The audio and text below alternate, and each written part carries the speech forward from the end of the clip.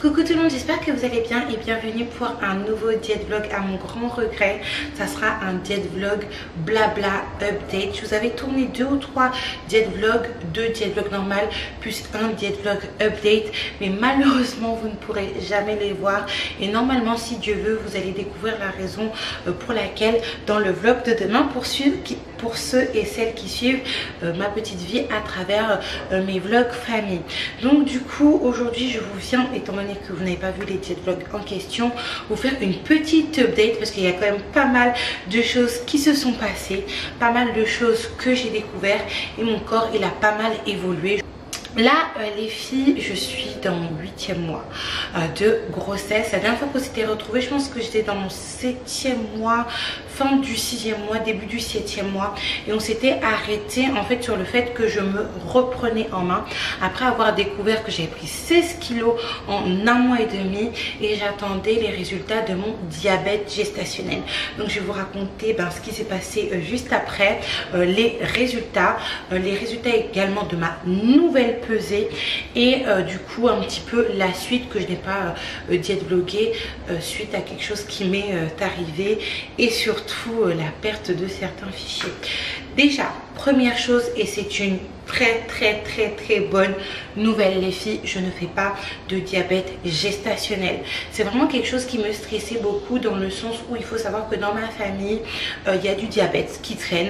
J'ai un parent à moi, je ne vous dirai pas qui est décédé du diabète, et il faut savoir que quand on fait du diabète gestationnel on peut le garder au-delà de la grossesse, parce que le diabète gestationnel c'est le diabète de la grossesse et il y a la possibilité de garder ça au-delà de la grossesse. Donc j'étais vraiment très stressée, même si c'est une pathologie qui est contrôlée via un traitement, que ce soit pendant la grossesse ou pas d'ailleurs, je préfère ne pas avoir de pathologie du tout. Donc c'est vrai que ça m'a beaucoup stressée, c'est ça que je me suis laissé le temps d'ailleurs de faire les examens. Et la chose qui me stressait encore plus, il faut savoir que les filles, moi j'habite en Martinique et encore une fois je sais que je me répète beaucoup, mais en Martinique tout est plus sucré. Je vais vous montrer un exemple de chose qui n'est pas censée être sucrée mais qui est sucrée. Ça par exemple, qui est un yaourt qui est nature. Les filles, quand j'ai goûté ce yaourt la première fois, surtout que j'étais vraiment dans une certaine dynamique par rapport à ma perte de poids et mon alimentation, que j'ai cru que c'était vraiment un yaourt, pas vanille, mais un yaourt où on avait rajouté du sucre, alors que non, c'est un yaourt nature sans sucre normalement. Donc du coup, étant donné que je savais que j'avais vécu quand même une transition alimentaire forcée entre guillemets, j'étais un petit peu stressée sur le fait d'avoir développé un diabète gestationnel du coup, mais ce n'est pas le cas. Donc du coup la raison de ma prise de poids c'est 16 kilos en 1 mois et demi, et peut-être le fait que j'ai besoin de prendre ce poids là afin de supporter la grossesse, surtout par rapport à l'info que je vais vous donner juste après. Surtout que c'est vrai que j'ai maigri j'étais en phase de semi-stabilisation, cependant je venais quand même plus de perdre ce poids qu'être en stabilisation, vous voyez, c'est à dire que mon corps il était plus habitué à une surcharge pondérale dans la vie de tous les jours qu'à un poids lambda dans les normes, et peut-être que mon corps avait besoin de prendre ce poids là afin de supporter la grossesse. C'est ce que l'une de mes sages-femmes m'a expliqué. Surtout que la chose qui nous a interpellés, c'est que à la pesée d'après, je n'avais pas du tout pris du poids, alors que clairement les filles, je n'ai pas changé vraiment drastiquement d'alimentation, parce que c'est vrai que j'ai été beaucoup critiquée par rapport à ma réaction, par rapport à mes pleurs, etc. Cependant, je sais très bien que je suis enceinte et je sais très bien que je ne peux pas faire des choses que j'aurais fait si je n'avais pas été enceinte, peut-être quelques petits jeûnes, une réinitialisation de mes papilles gustatives, faire du sport. Certes j'ai pleuré, certes j'ai craqué, certes j'ai eu peur, cependant j'ai continué à avoir plus ou moins la même alimentation, mais en plus healthy, et j'ai gardé le même poids, c'est-à-dire 86 kilos. Et il faut savoir que quand je me suis pesée, j'avais déjà mangé et j'étais habillée, donc franchement super contente. Ça c'était il y a un petit moment. Je vous ai tout à l'heure parlé de l'une de mes sages-femmes, parce que oui, j'ai 3 sages-femmes. J'ai ma sage-femme à l'hôpital et 2 sages-femmes à domicile. domicile.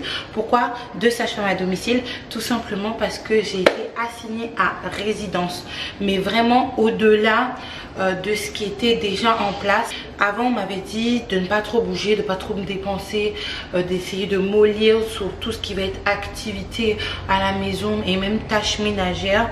Mais les filles, ça a failli tourner au drame dans le sens où j'ai été placée en catégorie grossesse à risque pour MAP, c'est-à-dire menace d'accouchement prématuré. Mais vraiment, c'est-à-dire que les filles, j'ai fini à 2 ou 3 reprises, même pas, ça c'est peu, au moins 5 reprises à l'hôpital avec une menace d'hospitalisation. Et la raison pour laquelle je n'ai pas été hospitalisée dans certains de mes passages à l'hôpital, c'est tout simplement parce que j'avais des enfants.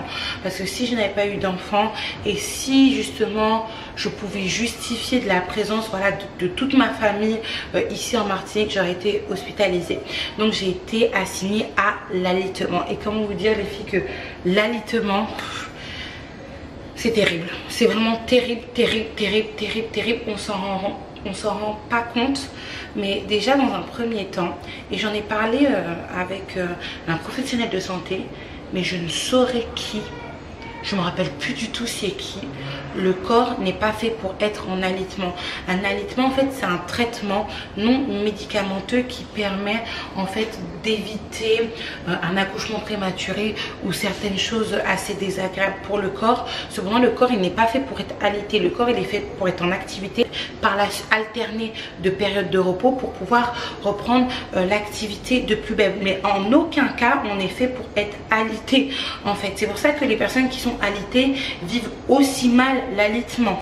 Parce que en soi franchement le fait d'être allongé, le fait d'être chouchouté, voilà c'est beau sur le papier, cependant quand vous le vivez les filles, c'est vraiment un enfer. On a beaucoup critiqué par exemple Chana Cress, qui est normalement une fille voilà, qui est dynamique, qui fait du sport, parce que c'est vrai qu'elle a été assignée à l'allaitement et malheureusement voilà, on a beaucoup parlé, elle a beaucoup rallié aussi, mais quand on le vit vraiment, il faut le vivre pour le croire. Et on peut vraiment en fait passer une période de dépression, juste le fait d'être allongé toute la journée comme ça, de pouvoir se lever que pour aller aux toilettes, que pour se laver et puis c'est terminé en fait. En plus, surtout si on est une personne qui est en activité. Alors quand je dis activité et qui est active, je ne parle pas de personnes qui travaillent. On peut être un actif, c'est-à-dire une personne qui travaille sans être en activité. Moi quand je parle d'une personne en activité, c'est une personne qui est à gauche à droite, qui fait du sport, qui a des projets, voilà, ménage, les enfants, courir un petit peu partout en fait, de se retrouver du jour au lendemain à avoir une activité vraiment assez intense, à un repos total où on ne peut rien faire, ça peut être très très très frustrant. Moi j'ai été très très frustrée, ça a beaucoup impacté mon moral, en plus de voir la maison un petit peu en bordel. Mais la chose que l'on oublie, c'est que quand on est alité, on explose littéralement. Et c'est pendant mon allaitement, et l'allaitement d'ailleurs de Chana Cress, parce que je la suivais également un petit peu de loin, cependant pas trop de près, parce que je vais déjà dans un état pas très top par rapport à mon allaitement. J'avais pas envie d'être dans un état encore moins top en regardant son allaitement à elle. Je me suis rendu compte que vraiment, on le dit, on le redit, on le surdit, mais la sédentarité, ça tue. Ça te tue le corps. Parce que les filles, j'ai regardé la transition physique du coup de Chana Cress depuis qu'elle est alitée et il n'y a pas photo. Depuis qu'elle est alitée, voilà, c'est un petit peu compliqué au niveau de la prise de poids et elle-même le dit. C'est pour ça que moi je me permets de le dire. Mais moi-même j'ai vu les filles clairement que avant d'être totalement alitée, c'est vrai que j'avais pris 16 kilos en un mois et demi, mais après j'ai commencé à stabiliser ma prise de poids et je me suis dit mon Dieu, je pense que je pourrais finir ma grossesse en ayant moins de 90 kilos. Franchement, je vous dis la vérité, ou 90 kilos près. Mais à partir du moment, les filles, où j'ai commencé à être alitée, j'ai vraiment commencé à gonfler. Et là, je recommence à voir la Aïka d'avant. Peut-être après, c'est à cause du masque, gonflement de nez, gonflement des joues, gonflement des lèvres. On dirait même que j'ai fait des injections aux lèvres alors que pas du tout. Mais là je me reconnais plus vraiment, et j'ai vraiment l'impression de revoir Aïka en 2017 quand j'arrivais en Martinique et que j'étais déjà un petit peu costaud quoi. Je ne me reconnais pas l'Aïka d'il y a quelques mois. Du coup, notamment quand je n'étais pas alitée, je vous mettrai une petite vidéo de ma personne pendant le début de ma grossesse quand j'étais pas alitée, et maintenant c'est vraiment le jour et la nuit. Je ne peux pas vous dire si j'ai pris du poids parce que effectivement entre temps je suis repartie chez la sage-femme. Cependant je ne me suis pas pesée. Ça a vraiment été une question de choix, dans le sens où je me suis dit que j'ai pas besoin de recraquer vraiment. Parce que déjà la première fois que j'ai appris que j'avais pris 16 kilos, j'ai totalement craqué. Mais c'était pas vraiment voilà la catastrophe, parce que en soi quand on accouche, perdre 10 kilos, 16 kilos c'est rien du tout. Cependant là je vais essayer de vous trouver des photos de ma personne en début d'alitement et maintenant. C'est le jour et la nuit les filles, je vous l'assure. Donc je me suis pas pesée. Je me pose beaucoup de questions. Je vais pas vous mentir, je me pose beaucoup de questions parce que maintenant que je peux revenir vers vous de manière calme et posée, comme ça j'ai l'air un peu moins hystérique. Vous savez, quand vous perdez du poids hors période postpartum et dans le postpartum, c'est deux choses totalement différentes. Il y a la chute des hormones qui joue. Il y a la fatigue qui joue. Il y a l'organisation du fait d'avoir un nouvel enfant qui joue.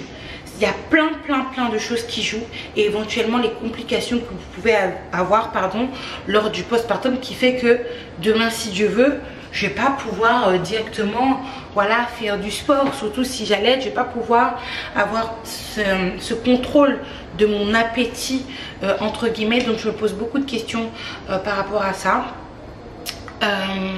Je pense également à mon futur régime, parce que j'ai un plan de régime en tête clairement, qui commence du coup à partir du moment où bébé sera sorti à mon objectif final.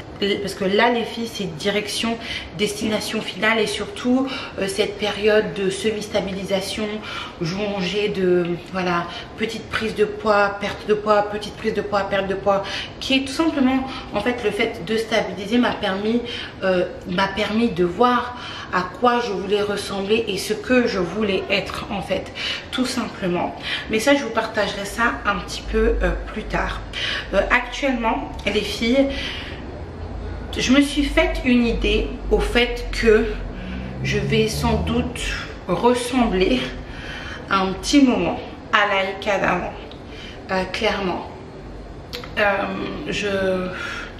J'ai tourné la page en fait sur le fait d'avoir cette success story sans embûche, un petit peu inatteignable, et je pense que c'est ça qui va pouvoir nous rapprocher encore une fois. Et quand je suis tombée enceinte et que je me suis dit allez, j'y vais jusqu'au bout, je me suis dit par rapport au diet vlog, par rapport à mon aventure de perte de poids, je pense que c'est ça qui va nous permettre à moi et aux filles de nous rapprocher. Parce que comme je vous ai dit, je suis arrivée 2020, j'ai perdu du poids, voilà, globe de tous les côtés, eu voilà de faux pas. Et je pense que des fois ça peut être un petit peu dégoûtant, dans le sens où on se dit voilà, c'est impossible, à part si on fait des chirurgies très invasives, d'avoir un parcours pareil. Et moi c'était mon parcours.